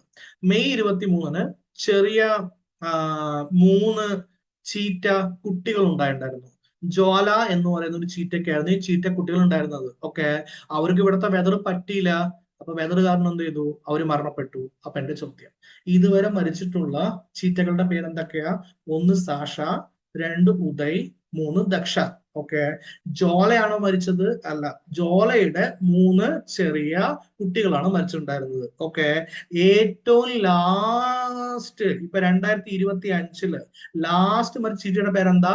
നബ. ഓക്കെ, ഇത്രയും കാര്യം ഓക്കെ ആണല്ലോ? ഫൈൻ. എങ്കിൽ നമുക്ക് ചീറ്റ എന്ത് ചെയ്യുന്നു? വരുന്നു. 20 ചീറ്റയാണ് നമ്മൾ എന്ത് ചെയ്യുന്നുണ്ടായിരുന്നത്? ഇന്ത്യയിലേക്ക് കൊണ്ടുവന്നിട്ടുണ്ടായിരുന്നത്. 8 നമീബിയ എന്നും 12 എന്താണ്? സൗത്ത് ആഫ്രിക്ക എന്നും. ഓക്കെ, ഇത്രയും കാര്യം ഓക്കെ അല്ലേ? നമുക്ക് കുനോ എന്ന് പറയുന്ന നാഷണൽ പാർക്കിൽ 21 ചീറ്റയെ നമുക്ക് എന്ത് ചെയ്യാൻ പറ്റും? കൃത്യമായി സംരക്ഷിക്കാൻ വേണ്ടി പറ്റും. എത്ര ചീറ്റ നമ്മൾ കൊണ്ടുവരുന്നുണ്ട്? 20 ചീറ്റ നമ്മൾ കൊണ്ടുവരുന്നുണ്ട്. ഓക്കെ, ഇത്രയും കാര്യം ഓക്കെ ആണല്ലോ? അതെ. എങ്കിൽ ചീറ്റയെ നമ്മൾ എത്രയായിട്ട് വളർത്താൻ വേണ്ടി ഉദ്ദേശിക്കുന്നു? ഒരു 50 ചീറ്റയായി വളർത്താൻ വേണ്ടി ഉദ്ദേശിക്കുന്നു. അയാളല്ലേ പറഞ്ഞത് കുന്നുപോല് 21 ചീറ്റ വെക്കാൻ പറ്റുന്നത്? എന്റെ മക്കള്, കുന്നുപോലിൽ മാത്രമല്ലല്ലോ, നമുക്ക് വേറെ സ്ഥലങ്ങളിൽ കൊണ്ടുപോയിക്കൂടെ? ആദ്യം കുന്നുപോല് വരട്ടെ. അപ്പൊ നമ്മുടെ ലക്ഷ്യം എന്താ? പ്രൊജക്ട് ചീറ്റയുടെ ലക്ഷ്യം എന്താ? ഒരു ചീറ്റ പോപ്പുലേഷൻ, ചീറ്റകളുടെ എണ്ണം ഒരു 50 എങ്കിൽ നമുക്ക് എന്ത് ചെയ്യണം? എത്തിക്കണം. ഓക്കെ അല്ലേ? ഫൈൻ. ഇനി നമ്മൾ എവിടെ നിന്നൊക്കെ ആളുകളെ കൊണ്ടുവരാൻ നോക്കുന്നുണ്ട്? സൗത്ത് ആഫ്രിക്കയിൽ നിന്ന് കൊണ്ടുവരുന്നുണ്ട്, മലാവിൽ നിന്ന് കൊണ്ടുവരുന്നുണ്ട്, മൊസാംബിക് കൊണ്ടുവരുന്നുണ്ട്. ഇപ്പൊ നമ്മൾ എവിടെയും പ്ലാൻ ചെയ്യുന്നുണ്ട്? കെനിയയും പ്ലാൻ ചെയ്യുന്നുണ്ട്. ഓക്കെ അല്ലേ? ഓക്കെ, ചീറ്റ ഒറ്റയ്ക്കാണോ എന്താ പറയാ സ്ഥലം കൈകാര്യം ചെയ്യുക, അതോ വാടകയ്ക്ക് വേറെ ആരെയും കൂടെ ഉണ്ട്? ഏഷ്യാറ്റിക് ലയൺ, സിംഹം ഉണ്ടല്ലോ നമ്മുടെ അടുത്ത്. അപ്പൊ സിംഹവും ചീറ്റയും കൂടി എന്ത് ചെയ്യും? ഒരുമിച്ചിരിക്കുന്നതായിരിക്കും. ഓക്കെ അല്ലേ? ഇത്രയും കാര്യം ഓക്കെ ആണോ? അതെ. ഓക്കെ, ഡൺ അല്ലേ? അപ്പൊ അത്രയും കാര്യങ്ങൾ മനസ്സിലായല്ലോ? അപ്പൊ ആ കാര്യങ്ങൾ നമ്മൾ ഡിസ്കസ് ചെയ്തു. ഓക്കെ, ഇനി നമ്മൾ നോക്കാൻ പോകുന്ന കാര്യത്തിന്റെ പേരാണ് മൗണ്ടൻ പാസ്. മൗണ്ടൻ പാസ് എന്ന് വെച്ച് കഴിഞ്ഞാൽ നമ്മുടെ ജോഗ്രഫിയില് ഉത്തരപർവ്വത മേഖല എന്ന് പറഞ്ഞൊരു കാര്യമില്ലേ? ഓൾറെഡി നമുക്ക് ഒരുപാട് മൗണ്ടൻ പാസ് പഠിക്കാനുണ്ടല്ലോ. അതിൽ ഏറ്റവും പുതിയ മൗണ്ടൻ പാസിന്റെ പേരാണ് പീർ പാഞ്ചൽ മലനിരക്കുറയുള്ള ബനിഹാൽ തുരങ്കം. ഓക്കെ, ഇത് ഏതൊക്കെ സ്ഥലങ്ങളെ ബന്ധിപ്പിക്കുന്നു എന്നതാണ് ആൻസർ ഉള്ളത്. അപ്പൊ നമുക്ക് ആദ്യം ക്വസ്റ്റ്യൻ വായിക്കാം, എന്നിട്ട് ആൻസർ വായിക്കാം. പീർ പാഞ്ചൽ മലനിരകൾക്ക് കുറുകെയുള്ള ബനിഹാൽ തുരങ്കം ഏതെല്ലാം സ്ഥലങ്ങളെ തമ്മിൽ ബന്ധിപ്പിക്കുന്നു? ഓപ്ഷൻ സി ആണ് ആൻസർ ആയിട്ട് വരുന്നത്. എന്താണ് ഓപ്ഷൻ സി? 3 മാത്രം. ജമ്മുവിനെ കാശ്മീർ താഴ്വരയുമായി ബന്ധിപ്പിക്കുന്നു. ഓക്കെ, ഇതെന്താ ബനിഹാൽ തുരങ്കം ചോദിക്കാനുള്ള കാരണം? കാരണം എന്താ വെച്ചാൽ നമ്മുടെ കേന്ദ്ര ഗതാഗത ഹൈവേ മന്ത്രിയായിട്ടുള്ള നിതിൻ ഗഡ്കരി പറഞ്ഞു എന്താണ്, ജമ്മു കാശ്മീരിലെ റംബാൻ ജില്ലയിലെ ബനിഹാൽ ബൈപ്പാസ് നമ്മൾ എന്ത് ചെയ്യുന്നതായിരിക്കും? തുറന്നു കൊടുക്കുന്നതായിരിക്കും. ഇതെന്താ എത്ര വലിയ ഇമ്പോർട്ടൻ്റ് കാര്യം? ജമ്മു കാശ്മീർ എന്ന് പറഞ്ഞാൽ തന്നെ എന്താണ്? ഇമ്പോർട്ടന്റ് ആണ്. അത് വളരെ ഇമ്പോർട്ടന്റ് ആയ സംഭവം അല്ലേ? ഓക്കെ, ഒന്ന് ദേശീയ സുരക്ഷ, രണ്ടാമത്തെ ടൂറിസം. ഓക്കെ, ഈ ലോകത്തൊരു സ്വർഗം ഉണ്ടെങ്കിൽ അത് ഇവിടെയാണ്, ഇവിടെയാണ്, ഇവിടെയാണ് എന്ന് എവിടെ എഴുതി വെച്ചിട്ടുണ്ടാവുക? ജമ്മു കാശ്മീരിൽ എഴുതി വെച്ചിട്ടുണ്ടാവുക. Point number 1. പക്ഷെ ഏറ്റവും കൂടുതൽ ടെററിസ്റ്റ് ആക്രമണം നേടുന്ന സ്ഥലം എവിടെയാ? അത് ജമ്മു കാശ്മീരാണ്. എങ്കിൽ അവിടെ നല്ല പാത ഉണ്ടാവേണ്ടത് ദേശീയ സുരക്ഷയ്ക്കും അത്യാവശ്യമാണ്, അതേപോലെ എന്താ ടൂറിസം സാധ്യതകൾക്കും അത്യാവശ്യമാണ്. ഓക്കെ, അപ്പൊ 2.35 കിലോമീറ്റർ ദൈർഘ്യമുള്ള ഈ ബനിഹാൽ ബൈപ്പാസ് 224.44 കോടി, അതായത് 225 കോടി ചെലവഴിച്ചിട്ടാണ് നമ്മൾ എന്ത് ചെയ്യാൻ പോണത്? ഉണ്ടായിക്കൊണ്ടിരിക്കുന്നത്. ഇതാണ് ബനിഹാൽ പാസ്. ഓക്കെ അല്ലെ? അപ്പൊ ബനിഹാൽ പാസിന്റെ ഒരു റോഡാണ് നമ്മൾ എന്തിയിരിക്കുന്നത്? ഇനോഗ്രേറ്റ് ചെയ്യാൻ വേണ്ടി തീരുമാനിച്ചിരിക്കുന്നത്. ഇത് ആരെയൊക്കെ ബന്ധിപ്പിക്കുന്നു? കാശ്മീരിനെയും ജമ്മുവിനെയും. അതല്ല ഇവിടെ ചോദ്യത്തിലുള്ളത്. ആക്ച്വലി പീർ പാഞ്ചൽ മലനിര കുറുകെയുള്ള ബനിഹാൽ തുരങ്കം ഏതെല്ലാം സ്ഥലങ്ങളെ തമ്മിൽ ബന്ധിപ്പിക്കുന്നു? ഏതാണ് സ്ഥലങ്ങൾ? ജമ്മുവിനെ കാശ്മീർ താഴ്വരയായിട്ട് എന്ത് ചെയ്യുന്നതായിരിക്കും? ബന്ധിപ്പിക്കുന്നതായിരിക്കും. ഓക്കെ സാർ, ഈ ജമ്മു ആൻഡ് കാശ്മീരിൽ ഇതാണോ പാസ് ഉള്ളത്? അല്ല, ഇതെല്ലാം നമുക്ക് ജോഗ്രഫി പഠിക്കാൻ പാസ് ആണ്. ഓക്കെ അല്ലെ? സോജില, ലാംഗ്ല, പെൻസില, ചാംഗ്ല, പാരക് പാസ്, അഗിൽ പാസ്, മിൻഡാക്ക പാസ്, പീർ പാഞ്ചൽ പാസ് എന്നൊക്കെ പറഞ്ഞു പഠിക്കുന്നുണ്ടാവും. ഓക്കെ, അപ്പൊ ലാ എന്ന് പറഞ്ഞ എന്താ സർ? പാസ് തന്നെ, തുരങ്കം തന്നെ. എന്നാ പിന്നെ അങ്ങനെ പറഞ്ഞുകൂടെ? കാലാകാലമായിട്ട് ഇങ്ങനെ പറഞ്ഞുകൊണ്ട് ആളുകൾ അങ്ങനെ പറയണോ? അത്രേ ഉള്ളൂ. അപ്പൊ ഇത്രയും പാസ് ഇവിടെ ആവശ്യമുണ്ടോ? ഉണ്ട്. എന്തുകൊണ്ടാണ് ഇത്രയും തുരങ്കങ്ങളും ഇത്രയും പാസ് ഇവിടെ ആവശ്യമുള്ള ചോദിച്ചാൽ നിങ്ങൾ 2 കാര്യങ്ങൾ പറയണം. ഒന്നാമത്തെ കാര്യം ദേശീയ സുരക്ഷ. ഓക്കെ, രണ്ടാമത്തെ കാര്യം ടൂറിസം. ഓക്കെ, അതിന്റെ ഭാഗമായിട്ട് ബനിഹാൽ ബൈപ്പാസ് നമ്മൾ എന്ത് ചെയ്യുന്നതായിരിക്കും? പൂർത്തീകരിക്കുന്നതായിരിക്കും. ഇത്രയും കാര്യം ഓക്കെ അല്ലേ? അതെ, ബനിഹാൽ ബൈപ്പാസ് കണ്ടില്ലേ? മലൈൻ റോഡിലൂടെയാണ് പോകുന്നത്. ഏത് മലൈൻ റോഡിലൂടെയാണ് പോകുന്നത്? ആക്ച്വലി പീർ പാഞ്ചൽ മലൈൻ റോഡിലാണ് പോകുന്നത്. ഇത്രയും കാര്യം ഓക്കെ ആണല്ലോ? അതെ. എങ്കിൽ ഓക്കെ, അപ്പൊ കാശ്മീരിലെ സഞ്ചാരികൾക്ക് ഉപകാരമായിരിക്കുമോ? അതെ. പ്രതിരോധ വാഹനങ്ങൾക്ക് ഉപകാരമായിരിക്കുമോ? അതെ. അപ്പൊ അവരുടെ ഗതാഗത കുരുക്കും യാത്രാ സമയം പരിഹരിക്കാൻ പറ്റുമോ? പറ്റും. ഏത് പാതയിലാണ് ഈ ബൈപ്പാസ് ഉണ്ടാക്കിയിരിക്കുന്നത്? ബനിഹാൽ ബൈപ്പാസ് NH44 എന്ന പാതയിലാണ് നമ്മൾ ഈ എന്തുണ്ടാക്കുന്നത്? ഈ ബനിഹാൽ ബൈപ്പാസ് ഉണ്ടാക്കുന്നത്. എന്താണ് ഈ NH44ന്റെ ഇത്രയും വലിയ ഇമ്പോർട്ടന്റ്? ഓക്കെ, അത് നമുക്ക് ഇപ്പൊ നോക്കാം. അപ്പൊ ഏതിനെ തമ്മിൽ ബന്ധിപ്പിക്കുന്നു? റംബാനും ബനിഹാളും. ഓക്കെ, ജമ്മുവും കാശ്മീരും ആണെന്ന് അറിയാം. സ്ഥലങ്ങൾ ഏതൊക്കെയാ? റംബാനും ബനിഹാലും തമ്മിലുള്ള 14 കിലോമീറ്റർ നീളമുള്ള ഒരു തുരങ്കത്തിന് നിർമ്മാണം. അതാണ് ബനിഹാൽ ബൈപ്പാസിന്റെ മൊത്തമായിട്ടുള്ളത്. ഓക്കെ, ഇപ്പൊ നമ്മളൊരു റോഡ് എന്ത് ചെയ്തിട്ടുള്ളൂ? ക്രിയേറ്റ് ചെയ്തിട്ടുള്ളൂ. ഇത്രയും കാര്യം ഓക്കെ അല്ലേ? അപ്പൊ മൊത്തം 14 കിലോമീറ്റർ നീളമുള്ള റംബാനും ബനിഹാളും തമ്മിലുള്ള തുരങ്കത്തിന്റെ നിർമ്മാണം കൂടി ആയി കഴിഞ്ഞാൽ നമുക്ക് വികസന പ്രവർത്തനം എന്താവും? ബെറ്റർ ആവും. ഓക്കെ, എങ്കിൽ ജമ്മു ശ്രീനഗർ പാതയുണ്ട്. ഈ ജമ്മു ശ്രീനഗർ പാത ഏത് നാഷണൽ ഹൈവേയുടെ ഭാഗമാണ്? NH44ന്റെ ഭാഗമാണ്. ഓക്കെ, ഈ ജമ്മു ശ്രീനഗർ പാതയ്ക്ക് എത്ര കിലോമീറ്റർ നീളമുണ്ട്? 290 കിലോമീറ്റർ നീളമുണ്ട്. ഓക്കെ, എങ്കിൽ ഇതിലൂടെ പോയി കഴിഞ്ഞാൽ നേരത്തെ ജമ്മു നിന്ന് കാശ്മീരിലേക്ക് എത്താനുള്ള ഈ സമയം എന്ന് പറയുന്നത് 290 കിലോമീറ്റർ എന്ന് പറയുന്നത് 9 മണിക്കൂറാണെങ്കിൽ അത് എത്ര മണിക്കൂറായി കുറയും? 6 മണിക്കൂറായി കുറയുന്നതായിരിക്കും. ഓക്കെ, എന്താണ് ഈ NH44 കഥ? ശ്രീനഗർ മുതൽ കന്യാകുമാരി വരെ നീണ്ടു നിൽക്കുന്ന ഒരു പാതയാണ്. അപ്പൊ കേരളത്തിലൂടെ പോകുന്നുണ്ട്? ഉറപ്പായും പോകുന്നുണ്ട്. അപ്പൊ എല്ലാപ്പോഴും NH44 മാത്രമല്ല വിളിക്കുക. ഓക്കെ അല്ലെ? കന്യാകുമാരി റോഡ്, സേലം കന്യാകുമാരി റോഡ് എന്നൊക്കെ പറഞ്ഞ് നമ്മൾ റോഡ് കേട്ടിട്ടില്ലേ? ഓക്കെ അല്ലെ? എങ്കിൽ അതൊക്കെ എന്തിന്റെ ഭാഗമാ? NH44 ഭാഗമാ. പറയുമ്പോൾ നാഷണൽ ഹൈവേ 44 എന്ന് പറയും. അപ്പൊ ജമ്മു ടു ശ്രീനഗർ പോകണമെങ്കിൽ 290 കിലോമീറ്റർ അല്ലേ? എല്ലാ NH44 എല്ലാവരും കൺഫ്യൂഷൻ ആവുമല്ലോ. ഇപ്പൊ നാരായണൻ പറഞ്ഞ പോലെ ചോദിച്ചു പോവാന്നാണെങ്കിൽ NH44 അവിടെ എന്ന് ചോദിച്ചു പോയി കഴിഞ്ഞാൽ സ്ഥലം എവിടേക്ക് പോകണമെന്ന് അറിയില്ല. അപ്പോൾ നമ്മൾ എന്ത് ചെയ്യും? ഇടയ്ക്കിടയ്ക്ക് പേര് മാറ്റും. അപ്പോ 290 കിലോമീറ്ററിന് നമ്മൾ ഇട്ടിരിക്കുന്ന പേരാണ് ജമ്മു ശ്രീനഗർ ദേശീയപാത. അവിടെയാണ് ഈ ബനിഹാൽ ബൈപ്പാസ് ഉള്ളത്. ആ ബനിഹാൽ ബൈപ്പാസിന്റെ ഏത് പാത നമ്മൾ ഉദ്ഘാടനം പ്രഖ്യാപിക്കുകയാണ്? ആക്ച്വലി എന്താണ്? ബനിഹാൽ ബൈപ്പാസിന്റെ ഒരു പ്രധാന ഭാഗം പൂർത്തീകരിക്കുന്നതിന് വേണ്ടിയിട്ട് ഒരു 4 വരി ബൈപ്പാസ് നമ്മൾ എന്ത് ചെയ്തു, എന്താ പറയാ, ഉദ്ഘാടനം പ്രഖ്യാപിച്ചു. പാത മൊത്തം പൂർത്തിയായിട്ടുണ്ട്, അല്ലെങ്കിൽ ബൈപ്പാസ് മൊത്തം പൂർത്തിയായ ഇല്ലാട്ടാ. ബൈപ്പാസ് മൊത്തം പൂർത്തിയായി കഴിഞ്ഞാൽ എത്ര വരും? 14 കിലോമീറ്റർ നീളമുള്ള തുരങ്കത്തിന് നിർമ്മാണം കൂടി നമുക്ക് എന്ത് ചെയ്യണം. ഇത്രയും കാര്യം ഓക്കെ അല്ലേ? അതെ, ഓക്കെ. എങ്കിൽ കാശ്മീർ താഴ്വരയെ രാജ്യത്തിന്റെ എല്ലാ ഭാഗങ്ങളിലേക്കും എല്ലാ കാലാവസ്ഥയിലും എത്തിക്കാൻ പറ്റുന്ന ഒരു ഭാഗമായിട്ട് NH44 എന്ത് ചെയ്യുന്നതായിരിക്കും? തുടർന്നായിരിക്കും. എങ്കിൽ NH44 നവീകരണം വേണം. അതിനു വേണ്ടിയിട്ടുള്ള കാര്യത്തിന്റെ പേരാണ് ബനിഹാൽ ബൈപ്പാസ്. ഇത്രയും കാര്യം ഓക്കെ ആണല്ലോ? അതെ. അപ്പൊ ഏത് മലയിലാണത് സ്ഥിതി ചെയ്യുന്നത്? പീർ പാഞ്ചൽ എന്ന് പറയുന്ന ഒരു മലനിലയിലാണ് സ്ഥിതി ചെയ്യുന്നത്. ഇത് ജമ്മു മേഖലയെ എവിടെ എത്തിക്കും? കാശ്മീർ താഴ്വരയുമായിട്ട് എത്തിക്കുന്നതാണ്. ഇതിന്റെ ഉയരം, ഈ ബനിഹാൽ പാസിന്റെ ഉയരം എന്ന് പറയുന്നത് അടിയിലാണെങ്കിൽ, ഫീറ്റിലാണെങ്കിൽ ഒക്കെ 9291 അടി. ഓക്കെ. മീറ്ററിലാണെങ്കിൽ 2832 മീറ്റർ. ഓക്കെ. അപ്പൊ 2832 മീറ്റർ ഉയരത്തിലാണ് എന്ത് ചെയ്യുന്നത്? ഈ ചുരം സ്ഥിതി ചെയ്യുന്നത്. ഓക്കെ. ഈ കാര്യം ഒക്കെ ആണല്ലോ? അതെ. അപ്പൊ ഇവിടെയാണ് നമുക്ക് ബനിഹാൽ പാസ് വരുന്നത്. ഈ ബനിഹാൽ പാസ് ഇവിടെ വന്ന് തൊട്ടടുത്ത് നോക്കി ആരാ? പാകിസ്ഥാൻ. ഓക്കെ അല്ലെ? ഇവിടെ ആരാ? അഫ്ഗാനിസ്ഥാൻ. അപ്പൊ ഈ ഭാഗത്ത് നമുക്ക് എപ്പോഴും പ്രശ്നബാധിത മേഖലയല്ലേ? അപ്പൊ ഇവിടെ നിന്ന് പാകിസ്ഥാനോ ഇവിടെ നിന്ന് അഫ്ഗാനിസ്ഥാനോ ഒക്കെ അറ്റാക്ക് ചെയ്യാൻ പോകുന്നു വിചാരിക്കൂ. നമ്മുടെ ആളുകളെ പെട്ടെന്ന്, നമ്മുടെ ആളുകൾ വെച്ചാൽ ആർമിയെ പെട്ടെന്ന് ഈ ഭാഗത്തിലൂടെ ഇവിടേക്ക് എത്തിക്കാൻ വേണ്ടി നമുക്ക് പറ്റില്ലേ? അത്ര തന്നെ അവരും പറഞ്ഞു. ഓക്കെ അല്ലെ? ആണല്ലോ. അപ്പൊ ബനിഹാൽ പാസ് കഴിഞ്ഞു. ഇനി നമ്മൾ നോക്കാൻ പോകുന്നത് സ്പോർട്സ് ഫുട്ബോൾ എന്നാണ്. അത് കായികം നേരിട്ട് അവിടെ ഉണ്ട്. ഓക്കെ. അപ്പൊ ഇവിടെ സിമ്പിൾ ആയ ക്വസ്റ്റ്യൻ ആണ്. ഫുട്ബോളിൽ ഇന്ത്യക്ക് വേണ്ടി ഏറ്റവും കൂടുതൽ ഗോളുകൾ നേടിയ താരം? Option A Baichung Bhutia, option B IM Vijayan, option C Sunil Chhetri, option D Derrick Pereira. Okay. ഇതാണ് അവിടെ ഉള്ളത്. നമ്മൾ ആരാ പറയാൻ പോകുന്നത്? സുനിൽ ഛേത്രി. ഓക്കെ. ഫുട്ബോളിനെ കുറിച്ച് നമ്മളൊരു വീഡിയോ ഓൾറെഡി ചെയ്തിട്ടുണ്ട്. അതുകൊണ്ട് നമുക്ക് ഫുട്ബോളിൽ ഇന്ത്യക്ക് വേണ്ടി ഏറ്റവും കൂടുതൽ ഗോൾ നേടിയ താരം എന്നൊരു കാര്യം മാത്രം ഇവിടെ പഠിക്കാനുള്ളൂ. നമ്മൾ പഠിക്കാൻ പോണ കാര്യം എന്താ? അതാരാണ്? സുനിൽ ഛേത്രി. ഇത്രയും കാര്യം ഓക്കെ അല്ലേ? അതെ.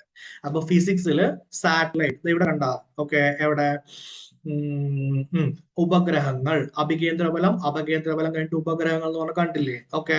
ആ ഉപഗ്രഹവുമായി ബന്ധപ്പെട്ട ഒരു കറണ്ട് അഫയേഴ്സ് ആണ് വന്നിരിക്കുന്നത്. ഇന്ത്യൻ അതിർത്തികളുടെ സുരക്ഷയ്ക്ക് ISRO, ISRO, ഓക്കെ, ISRO നമ്മുടെ സ്പേസ് ഏജൻസി ആണല്ലോ, അവരയച്ച ഉപഗ്രഹം ഏതാണെന്നാണ് ചോദ്യം. Option A RISAT, option B GSAT, option C GSAT, option D Kalpana 1. Okay. ഇത്രയും കാര്യം ഓക്കെ അല്ലേ? എങ്കിൽ ഓപ്ഷൻ ഏതാ? റിസാറ്റ്-1B ആണ്. അപ്പൊ ഇന്ത്യൻ അതിർത്തികളുടെ സൂക്ഷ്മ നിരീക്ഷണത്തിനാണ് ISRO ഈ ഉപഗ്രഹം അയച്ചിരിക്കുന്നത്. നമുക്ക് എന്താ പഠിക്കാനുള്ളത്? PSLV C61 അല്ലെങ്കിൽ EOS 09 ദൗത്യം. സാർ റിസാറ്റ്-1B ആണ് പഠിക്കാനുള്ളത്. സാർ ഇവിടെ EOS 09 ആണ് എഴുതിയിരിക്കുന്നത്. എന്റെ ഏറ്റവും ഇഷ്ടപ്പെട്ട ഡയലോഗ്, EOS 09 പൊന്നപ്പൻ ആണെങ്കിൽ റിസാറ്റ്-1B തങ്കപ്പൻ ആണെങ്കിൽ പൊന്നപ്പൻ തന്നെയാണ് തങ്കപ്പൻ, തങ്കപ്പൻ തന്നെയാണ് പൊന്നപ്പൻ. ഇത്രയും ഓക്കെ അല്ലേ? അതെ. അപ്പൊ റോക്കറ്റിന്റെ 3ാം ഘട്ടത്തിലെ തകരാർ കാരണം PSLV C61ന് EOS 09 എന്ന് പറയുന്ന ഉപഗ്രഹത്തെ, ഓക്കെ അല്ലെ, സൺ സിങ്ക്രണസ് പോളാർ ഭ്രമണപഥത്തിൽ, സൂര്യന്റെ സിങ്ക്രണസ് പോളാർ ഭ്രമണപഥത്തിൽ എന്ത് ചെയ്തു? പരാജയപ്പെട്ടു. അപ്പൊ ഈ സംഭവം അവിടെ എത്തിയിട്ടുണ്ടാ? ഈ സംഭവം അവിടെ എത്തിയില്ല. ISROയുടെ എത്രാമത്തെ എന്താ പറയാ മിഷനാണിത്? 101ാമത്തെ മിഷനാണിത്. PSLVയുടെ എത്രാമത്തെ മിഷനാണിത്? 63ാമത്തെ മിഷനാണിത്. അപ്പൊ ISROയുടെ 101ാമത്തെ മിഷൻ പരാജയപ്പെട്ട് PSLVയുടെ 63ാമത്തെ മിഷൻ എന്ത് ചെയ്തു? പരാജയപ്പെട്ടു. അപ്പൊ എല്ലാവരുടെയും ഡൗട്ട് എന്താണ് സാർ? സൂര്യ സിങ്ക്രണസ് പോളാർ ഓർബിറ്റ്. ബ്രാക്കറ്റിലാണെങ്കിൽ SSO എന്ന് എഴുതിയിട്ടുണ്ട്. SSO എന്ന് വെച്ചാൽ സൺ സിങ്ക്രണസ് ഓർബിറ്റ് എന്നാണ് പറയുക. ഇത് ഒരു ഭ്രമണപഥമാണ്. ഈ ഭ്രമണപഥം സൂര്യനെ സിങ്ക്രണൈസ് ചെയ്തിട്ടാണ് ഉള്ളത്. അപ്പൊ സൂര്യൻ എങ്ങനെ പോകുന്നോ അതുപോലെ എന്ത് ചെയ്യും? ഈ ഭ്രമണപഥവും പോകും. സാറ് പറയുന്നത് മനസ്സിലായില്ലല്ലോ. ഫോർ എക്സാമ്പിൾ ഭൂമി ഉണ്ടെന്ന് വിചാരിക്കും. ആ ഭൂമി എങ്ങനെ തിരിയുന്നോ അതിനനുസരിച്ച് തിരിയുന്ന ഒരു ഉപഗ്രഹമാണെങ്കിൽ ആ ഉപഗ്രഹത്തെ വിളിക്കും ജിയോ സിങ്ക്രണസ് പോളാർ ഓർബിറ്റ് ഉള്ളത്. ജിയോ എന്ന് വെച്ചാൽ ഭൂമി. ഇവിടെ സൂര്യൻ എങ്ങനെ ചുറ്റുന്നോ അതേപോലെ ചുറ്റുന്ന ഒരു ഉപഗ്രഹമാണെങ്കിൽ അതിനെ വിളിക്കും സൺ സിങ്ക്രണസ് പോളാർ ഓർബിറ്റ്. ഇത്രയും കാര്യം ഓക്കെ അല്ലേ? അതെ. അപ്പൊ സൂര്യന്റെ താരതമ്യപ്പെടുത്തുകയാണെങ്കിൽ അതിനോടൊപ്പം ഈ ഉപഗ്രഹം എന്ത് ചെയ്യുന്നതായിരിക്കും, ചുറ്റുന്നതായിരിക്കും. അതിന് വേണ്ടിയിട്ട് അത് ചുറ്റാൻ വേണ്ടിയാണ് വേണ്ടേ, ഓക്കെ, ഇങ്ങനെ എലിപ്റ്റിക്കൽ ഓർബിറ്റിൽ ചുറ്റാൻ വേണ്ടിയാണ് ഒരു സ്ഥലം വേണ്ടേ, അതിനെ വിളിക്കുന്നവരാണ് ഓർബിറ്റ്. ഓർബിറ്റിന്റെ പേരെന്താ, sun synchronous polar orbit. Okay, അങ്ങനെയാണെങ്കിൽ നമുക്ക് ജിയോ സിങ്ക്രണസ് ഉണ്ട്. പ്രധാനമായിട്ട് രണ്ട് സിങ്ക്രണസ് ആണ് നമ്മൾ പഠിക്കുക. ഒന്നിന്റെ പേര് സൺ, ഒന്നിന്റെ പേര് എന്താ, ജിയോ. ഓക്കെ, അപ്പൊ ഇത് ഈ COS09 എവിടെയായിരുന്നു എത്തേണ്ടത്, synchronous polar orbit sun synchronous polar orbit എത്തേണ്ടത്.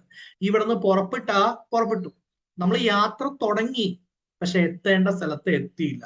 ഓക്കെ, അപ്പൊ ആദ്യത്തെ ഘട്ടം കഴിഞ്ഞു, രണ്ടാമത്തെ ഘട്ടം കഴിഞ്ഞു, എന്നിട്ട് ഇനി എത്താൻ വേണ്ടി മൂന്നാമത്തെ ഘട്ടത്തിൽ പോകേണ്ട കാര്യമേ ഉള്ളൂ. ഓക്കെ, അപ്പോഴേക്ക് എന്ത് ചെയ്ത് സംഭവം കൊളായി, അതവിടെ എത്തിയില്ല. ഇതാണ് സംഭവിച്ചത്. ഇത്രയും കാര്യം ഓക്കെ ആണല്ലോ. അതെ, ESO09 നമ്മൾ വിളിക്കുന്ന വേറൊരു പേരാണ് റിസാറ്റ് 1b എന്ന് പറയുന്നത്. എന്ന് വെച്ചാൽ ഏത് കാലാവസ്ഥയാണെങ്കിലും, അത് പകലായിക്കോട്ടെ രാത്രി ആയിക്കോട്ടെ, ഓക്കെ അല്ലെ, കാറ്റുള്ള കാലാവസ്ഥയായിക്കോട്ടെ, തണുപ്പുള്ള കാലാവസ്ഥ ആയിക്കോട്ടെ, ചൂടുള്ള കാലാവസ്ഥ ആയിക്കോട്ടെ, ഓക്കെ അല്ലെ, അതിലുള്ള ഒരു സംഭവം ഉണ്ട്. എന്താണ് സാറേ സംഭവത്തിന്റെ പേര്, SAR എന്ന് വെച്ചാൽ C band synthetic aperture radar. Okay, അപ്പൊ ഭൂമിയുടെ ഇമേജിങ്ങിന് വേണ്ടിയിട്ട് C band synthetic aperture radar ഘടിപ്പിച്ച ഒരു നൂതന സുരക്ഷാ ഉപഗ്രഹമാണ്, അല്ലെങ്കിൽ എന്താ, ഒരു ഏറ്റവും മോഡേൺ ആയിട്ടുള്ള ഒരു നിരീക്ഷണ ഉപഗ്രഹമാണ് എന്ത്, റിസാറ്റ് 1b അല്ലെങ്കിൽ EOS09 എന്ന് പറയുന്നത്. ഇതിലൂടെ നമുക്ക് ഭൂമിയുടെ മാപ്പ് ഉണ്ടാക്കാൻ പറ്റും. ജലത്തെക്കുറിച്ച്, അതായത് ഓഷ്യൻ, റിവേഴ്സ്, അതേപോലെ സീ, ഇതിനെ കുറിച്ചെല്ലാം പഠിക്കാൻ പറ്റും. കാലാവസ്ഥയിൽ വ്യതിയാനം ഉണ്ടെങ്കിൽ ദുരന്തം വരുന്നതിന് മുമ്പ് എന്ത് ചെയ്യാൻ പറ്റും, രക്ഷിക്കാൻ പറ്റും. കൃഷിയിൽ ആപ്ലിക്കേഷൻ ചെയ്യാൻ പറ്റും. ഫോറസ്റ്റിനെ കുറിച്ച് പഠിക്കാൻ പറ്റും. തീരദേശ സുരക്ഷയെ കുറിച്ച് പഠിക്കാൻ പറ്റും. ഇതിനെല്ലാം എന്ത് ചെയ്യാൻ പറ്റും, അപ്ലിക്കേഷൻ ചെയ്യാൻ പറ്റുന്ന ഒരു ഏറ്റവും പുതിയ ഉപഗ്രഹത്തിന്റെ പേരാണ് EOS09, അല്ലെങ്കിൽ അതിനെ വിളിക്കുന്ന പേരാണ് റിസാറ്റ് 1b. ഓക്കെ, എന്താണ് പ്രധാന സവിശേഷത നമ്പർ 1, എല്ലാ കാലാവസ്ഥയിലും പ്രവർത്തിക്കും. അത് മേഘമായിക്കോട്ടെ, മഞ്ഞായിക്കോട്ടെ, ഇരുട്ടായിക്കോട്ടെ. ഉയർന്ന റെസൊല്യൂഷൻ, ഓക്കെ, എന്ന് വെച്ചാൽ 10 മുതൽ 225 കിലോമീറ്റർ വരെ എന്തുണ്ടാവും, കവറേജ് ഉണ്ടാവും. 1 മീറ്റർ വരെ എന്തുണ്ടാവും, റെസൊല്യൂഷൻ ഉണ്ടാവും. മക്കളെ എന്താണ് ചെയ്യാൻ പോണത്, ഫോട്ടോ എടുക്കാൻ പോവാണ്. ഇപ്പൊ നിങ്ങൾ ഫോട്ടോ എടുക്കാൻ പോകണമെങ്കിൽ നിങ്ങൾ എന്താ നോക്കുക, ഫ്രണ്ട് ക്യാമറ എത്ര പിക്സൽ ഉണ്ട്, ബാക്ക് ക്യാമറ എത്ര പിക്സൽ ഉണ്ട്, ഫോണിൽ സ്റ്റോറേജ് എത്രയുണ്ട്, എത്ര നന്നായിട്ട് ഫോട്ടോ എടുക്കാൻ പറ്റും, ഇതെല്ലാം നോക്കാൻ പറ്റുക. ഓക്കെ അല്ലെ, ഇതേ പരിപാടി തന്നെ. അപ്പൊ ഏറ്റവും വലിയ റെസൊല്യൂഷൻ, സിമ്പിൾ ആയി പറഞ്ഞു കഴിഞ്ഞാൽ, ഇപ്പൊ ഏറ്റവും നന്നായിട്ട് ഫോട്ടോ എടുക്കാൻ പറ്റുന്ന വിവോ ഉണ്ട്, ഐഫോൺ ഉണ്ട്, അങ്ങനത്തെ കുറെ സാധനങ്ങളില്ലേ. ഓക്കെ അല്ലെ, വിവോയിലൊക്കെ നല്ല ഫോട്ടോ വരും, നല്ല ക്ലിയർ ഫോൺ ആണെങ്കിൽ. എങ്കിൽ ആ ഐഫോൺ ആണ് ആര്, നമ്മുടെ ഈ EOS09. അത്രേ ഉള്ളൂ. ഓക്കെ, അപ്പൊ ഒന്നിലധികം ഇമേജ് മോഡുകൾ. ഓക്കെ, അതായത് ഒരേ സമയം നിങ്ങൾ നിന്നെടുക്കുന്നു, കിടന്നെടുക്കുന്നു, ഇരുന്നെടുക്കുന്നു, തലകീഴായി എടുക്കുന്നു, അത് മുഴുവൻ എന്ത് ചെയ്യാൻ പറ്റും, എടുത്തിട്ട് അതിലെല്ലാം കൂടി മിക്സ് ചെയ്തിട്ട് ഏറ്റവും ബെറ്റർ ഏതാണോ അതല്ല ഇൻസ്റ്റയിൽ പോസ്റ്റ് ചെയ്യുക, അതാണ് അവർ ചെയ്യാൻ. ക്ലിയർ അല്ലേ? ഓക്കെ, ഇരട്ട ഉപയോഗം എന്ന് വെച്ചാൽ എന്താ, നമുക്ക് സൈനിക പ്രവർത്തനവും നടത്താം, സമുദ്ര സുരക്ഷയും നടത്താം, കൂടെ എന്ത് ചെയ്യുക, സിവിൽ ആപ്ലിക്കേഷൻ നടത്താം. അപ്പൊ ഇത് നമുക്ക് സുരക്ഷയ്ക്ക് ഉപകരിക്കും. ഇത് കൃഷിയെ പഠിക്കാൻ സഹായിക്കില്ലേ, അതേപോലെ പിന്നെന്താ, ദുരന്ത നിവാരണ സഹായിക്കില്ലേ. ഓക്കെ, എന്താണ് ഭ്രമണപഥം, എവിടെ പോയിട്ടാ കറങ്ങുക, സൺ സിങ്ക്രണസ് പോളാർ ഭ്രമണപഥം, സൂര്യ സിങ്ക്രണസ് പോളാർ ഭ്രമണപഥത്തിലാണ് ഇത് കറങ്ങാൻ വേണ്ടി പോകുന്നത്. ഇത്രയും കാര്യം ഓക്കെ ആണല്ലോ. അത് കഴിഞ്ഞു. അപ്പൊ അടുത്ത ക്വസ്റ്റ്യൻ, ഇന്ത്യൻ ഒളിമ്പിക് അസോസിയേഷന്റെ പ്രസിഡന്റായ ആദ്യ വനിത, പറയണ്ടല്ലോ സ്പോർട്സ്. ഓക്കെ, ഒളിമ്പിക്സ് അവിടെ ഉണ്ടല്ലോ, ഉണ്ട്. ആരാണ് പ്രസിഡന്റ് ആയ വനിത, ഇവിടെ ഞാൻ ഓപ്ഷൻ കൊടുത്ത് തന്നിട്ടുണ്ട്. ആരാണ്, PT ഉഷ. ഓക്കെ, അപ്പൊ ഇന്ത്യൻ ഒളിമ്പിക് അസോസിയേഷന്റെ പ്രസിഡന്റ് ആയ ആദ്യ വനിതയുടെ പേരെന്താ, PT ഉഷ. നെക്സ്റ്റ് ക്വസ്റ്റ്യൻ, അന്താരാഷ്ട്ര ബഹിരാകാശ നിലയിലേക്കുള്ള യാത്രക്കായി തെരഞ്ഞെടുക്കപ്പെട്ട ഇന്ത്യൻ വ്യോമനയുടെ പേരെന്താ. ഓക്കെ, ആരാണത്, ശുഭാംശു ശുക്ല. നമ്മൾ ഡീറ്റെയിൽഡ് ആയിട്ട് ക്ലാസ് എടുത്തിട്ടുണ്ട്. കറണ്ട് അഫെയർ പ്ലേലിസ്റ്റ് പോയി എന്ത് ചെയ്യാൻ പറ്റും, ക്ലാസ് കാണാൻ പറ്റും. ആക്സിയോം 4 എന്നാണ് ക്ലാസിന്റെ പേര്. Okay, next, art, sport, literature, cinema. Okay, Oscar ഉണ്ട്, നാഷണൽ അവാർഡ് ഉണ്ട്, സ്റ്റേറ്റ് അവാർഡ് ഉണ്ട്, അതേപോലെ എന്തുണ്ട്, കാൻസ് അവാർഡ് ഉണ്ട്. ഓക്കെ, ഇങ്ങനത്തെ അവാർഡ്സ് നമ്മൾ പഠിക്കേണ്ടതല്ലേ. അപ്പൊ കാൻ ഫിലിം ഫെസ്റ്റിവലിൽ പാം ഡി ഓർ പുരസ്കാരം നേടിയ it was just an accident സംവിധാനം ചെയ്ത ഇറാനിയൻ സംവിധായകന്റെ പേരെന്താണ് എന്നതാണ് ചോദ്യം. ഓക്കെ, അപ്പൊ Cannes film festival option A ആണ്. നമുക്ക് നോക്കാം, കാൻ ഫിലിം ഫെസ്റ്റിവലിൽ എന്തൊക്കെ അവാർഡ് കിട്ടിയിട്ടുണ്ട്. ഏറ്റവും വലിയ ഒരു അവാർഡിന്റെ പേരാണ് പാലംഡോർ. ഓക്കെ, അത് കിട്ടിയിരിക്കുന്നത് it was just an accident എന്ന് പറയുന്ന മൂവിക്കാണ്. അത് സംവിധാനം ചെയ്ത സംവിധായകന്റെ പേരാണ് ജാഫർ പനാഹി. ഓക്കെ, അപ്പൊ ഇവിടെ ജാഫർ പനാഹി ഉണ്ട്. അപ്പൊ കാൻ ഫിലിം ഫെസ്റ്റിവലിൽ പുരസ്കാരം കിട്ടിയ എന്താ? It was just an accident. അതാണോ പാം ഡിയോർ പുരസ്കാരം കിട്ടിയത്? അതെ, പാം ഡിയോർ പുരസ്കാരം കിട്ടിയിട്ടുണ്ടായിരുന്നു അതിനാണ്. ഇത്രയും കാര്യം ഓക്കെ അല്ലേ? അതെ. എങ്കിൽ നെക്സ്റ്റ്, ഗ്രാൻഡ് പിസ് പുരസ്കാരം കിട്ടിയത് എന്തിനു വേണ്ടിയിട്ടാ? Sentimental value. അത് സംവിധാനം ചെയ്ത ആളുടെ പേരെന്താ? Joachim Trier. Okay. Jury's prize, a tie between Sirat by ആരൊക്കെയാണ്? Oliver Laxe and sound of falling by Masha Schilinski. Okay, അവർ ജൂറി പ്രൈസ് കിട്ടിയ 2 സിനിമയുണ്ട്. Cinema number 1 a tie between Sirat, cinema number 2 sound of falling. A tie between Sirat നിർമ്മിച്ച, അതായത് direct ചെയ്ത വ്യക്തിയുടെ പേരാണ് Oliver Laxe. അപ്പൊ സൗണ്ട് ഓഫ് ഫാളിംഗ് ആണ് ഡയറക്ട് ചെയ്തത്? മാഷ സിനിസ്കി ആണ് ഡയറക്ട് ചെയ്തിട്ടുണ്ടായിരുന്നത്. അപ്പൊ നമ്മൾ ഏതൊക്കെയായി? പാം ഡിയോറായി. ഏതാ cinema? It was just an accident. ആരാണ് സംവിധാനം? Jafar Panahi. Grand prix award ഏതിനാ? Sentimental value. അതാരാ സംവിധാനം ചെയ്തത്? ജോയ്ച്ചിം ട്രിയർ. ജൂറി പ്രൈസ് എന്തിനു വേണ്ടിയിട്ടാ? 2 പേർക്കുണ്ട്. A tie between Sirat. Okay, രണ്ടാമത്തെ എന്താ? Sound of falling. Tie between Sirat ആരാ ചെയ്തത്? Oliver Laxe. Sound of falling ആരാ ചെയ്തത്? മാഷ സിനിസ്കി. ഓക്കെ. ബെസ്റ്റ് ഡയറക്ടർ ആരാ? കിൽബേർ മെൻഡോക്ക. ഓക്കെ, എന്ന് പറയുന്ന ഒരു വ്യക്തി. സാർ മുഴുവൻ കഴിഞ്ഞ ഇല്ല, പേര് മുഴുവൻ കഴിഞ്ഞിട്ടില്ല. കിൽബർ മെൻഡോക്ക ഫിലിഹോ എന്ന് പറയുന്ന വ്യക്തിക്കാണ് എന്ത് കിട്ടിയത്? Best director. ഏതാണ് sir cinema? The secret agent എന്നുള്ളതാണ് സിനിമ. ബെസ്റ്റ് ആക്ട്രസ് ആർക്ക് കിട്ടിയിരിക്കുന്നത്? നാദിയ മെലിറ്റിക്കാണ് ബെസ്റ്റ് ആക്ട്രസ് കിട്ടിയിരിക്കുന്നത്. സിനിമ ഏതാ? The little sister. Best actress ആരാ? ആക്ടർ ആരാ? വാഗ്നർ മോറയ്ക്കാണ് ബെസ്റ്റ് ആക്ടർ കിട്ടിയിരിക്കുന്നത്. സിനിമ ഏതാ? The secret agent. ഓക്കെ, എങ്കിൽ ബെസ്റ്റ് സ്ക്രീൻ പ്ലേ ആർക്കും കിട്ടിയത്? ലൂക്ക് ഡാരന്റെ ആൻഡ് ജീൻ പിയഡെ ഡാരന്റെ. ഇത് 2 പേർക്ക് കിട്ടിയിരിക്കുന്നത്. സിനിമയുടെ പേരെന്താ? The young mother's home. അവിടെ നമുക്ക് ഓണററി പുരസ്കാരം, അതായത് എന്ത് കിട്ടും? അവർ ആദരിക്കുന്ന പുരസ്കാരം ഉണ്ടാവും. 2 നടന്മാർക്ക് കിട്ടിയിട്ടുണ്ട്. ഒരാളുടെ പേര് റോബർട്ട് ഡിനീറോ, ഒരാളുടെ പേര് ഡെൻഷൽ വാഷിംഗ്ടൺ. ഇത്രയും കാര്യം ഓക്കെ അല്ലേ? അപ്പൊ ഏതൊക്കെയുണ്ട്? പാം ഡിയോർ ഉണ്ട്, ഗ്രാൻഡ് പ്രിക്സ് ഉണ്ട്, ജൂറി പ്രൈസ് ഉണ്ട്, best director, best actress, best actor, best screen play, honorary panel. ഇത്രയും കാര്യം ഓക്കെ അല്ലേ? എങ്കിൽ ഓക്കെ, വേറെ എന്തൊക്കെയാണ് നോട്ടബിൾ ആയിട്ടുള്ള അവാർഡ്സ് ഉള്ളത്? UN certain regard prize. Okay, അപ്പൊ UN-ന്റെ ഒരു എന്ത് കിട്ടിയിട്ടുണ്ട്? ഒരു പ്രൈസ് കിട്ടിയിട്ടുണ്ട്. കിട്ടിയതാർക്കാ? The mysterious gaze of flamingo എന്ന് പറഞ്ഞ സിനിമയ്ക്കാണ്. സിനിമയുടെ പേരെന്താ? The mysterious gaze of the flamingo. അത് സംവിധാനം ചെയ്ത ആളുടെ പേരെന്താ? Diego Cespedes. ഓക്കെ. ക്യാമറ ഡി ഓർ എന്ന് പറഞ്ഞിട്ട് പ്രസിഡന്റ് കേക്ക് ഹസൻ ഹൈദി സംവിധാനം ചെയ്തിട്ടുള്ള പ്രസിഡന്റ് കേക്കിന് എന്ത് ചെയ്ത് കിട്ടി? ഈ ഒരു അവാർഡ് കിട്ടുകയും ചെയ്തു. ഒരു വഴിക്ക് പോവാണല്ലോ. അപ്പൊ കാൻ ഫിലിം ഫെസ്റ്റിവലും മലയാളവും തമ്മിൽ എന്തെങ്കിലും ബന്ധമാണല്ലോ. 2025 കാൻ ഫിലിം ഫെസ്റ്റിവലില് okay Marché du film okay Sajin Babu സംവിധാനം ചെയ്തിട്ടുണ്ടായിരുന്ന theatre the myth of reality എന്ന് പറഞ്ഞിട്ടൊരു സിനിമയുണ്ട്. ഓക്കെ, നമ്മുടെ റീമ കല്ലിങ്കലിന് ഇപ്പോഴത്തെ ക്രിട്ടിക്സ് അവാർഡ് കിട്ടിയായിരുന്നു. ഓക്കെ, അപ്പൊ റീമ കല്ലിങ്കൽ സംവിധാനമല്ല, റീമ കല്ലിങ്കൽ അഭിനയിച്ചിട്ടുള്ള, സജിൻ ബാബു സംവിധാനം ചെയ്തിട്ടുള്ള theatre the myth of reality എന്ന് പറഞ്ഞ സിനിമയുടെ ട്രെയിലർ അവിടെ പ്രദർശിച്ചിട്ടുണ്ടായിരുന്നു. ഓക്കെ അല്ലെ? അത്രേ ഉള്ളൂ. ഓക്കെ, സോ വേറൊന്നുമില്ല. ഇല്ല. ഇനി ഒരാൾ കൂടി ഉണ്ട്. ആളുടെ പേരാണ് അനഘ നായർ. ഓക്കെ, കാൻസിന്റെ ആർട്ട് ബിനാലെ ആർട്ട് പ്രദർശിപ്പിക്കുന്ന സ്ഥലമുണ്ടോ? അവിടെ പാലക്കാട് ഒറ്റപ്പാല സ്വദേശിയായിട്ടുള്ള മലയാളി കലാകാരിയായിട്ടുള്ള അനഘ നായർ എന്ത് ചെയ്തു? തെരഞ്ഞെടുക്കപ്പെട്ടു. ഇതാണ് നമ്മുടെ തിയേറ്റർ. ഓക്കെ, സംവിധാനം ചെയ്തിരിക്കുന്നത് സജിൻ ബാബു. ഓക്കെ, ഡൺ അല്ലേ? അതെ. അപ്പൊ 2024 സംഭവിച്ചത് all we imagine as light എന്ന് പറഞ്ഞിട്ട് പായൽ കബാഡിയ സംവിധാനം ചെയ്ത ഒരു സിനിമ ഉണ്ടായിരുന്നു. ഓക്കെ, ഈ സിനിമയില് പ്രധാന കഥാപാത്രങ്ങൾ ആവശ്യമാണ് നമ്മുടെ കനി കുസൃതി, ദിവ്യപ്രഭ, ഹൃദു ഹാറൂൺ എന്നീ മലയാളി താരങ്ങളായിരുന്നു. ഇവർ നമ്മുടെ കേരള സർക്കാർ എന്ത് ചെയ്തു? സ്വീകരണം കൊടുക്കുകയും ചെയ്തിട്ടുണ്ടായിരുന്നു. ഇവർക്ക് എന്താ കിട്ടിയത്? ഗ്രാൻഡ് പ്രിക്സ് അവാർഡാണ് കിട്ടിയിട്ടുണ്ടായിരുന്നത്. ഇങ്ങനൊരു അവാർഡ് ഇവിടെ ഉണ്ടാ നോക്കിക്കേ, ദ ഗ്രാൻഡ് പിക്സ്. പാലംഡോർ കഴിഞ്ഞു കഴിഞ്ഞാൽ സെക്കൻഡ് ആയിട്ടുള്ള അവാർഡിന്റെ പേരാണ് ഗ്രാൻഡ് പിക്സ്.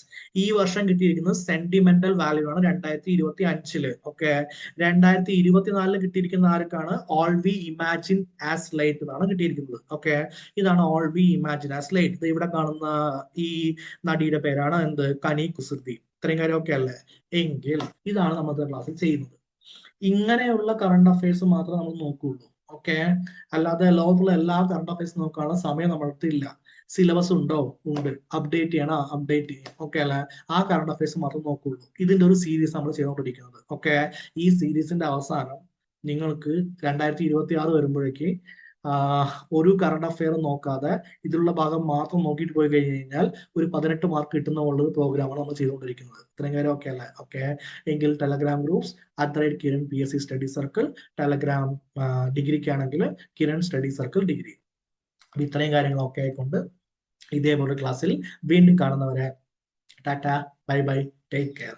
ക്ലാസ്സസ് നിങ്ങൾക്ക് ഉപകാരമാവുമെന്ന് വിചാരിക്കുന്നു. Okay, by.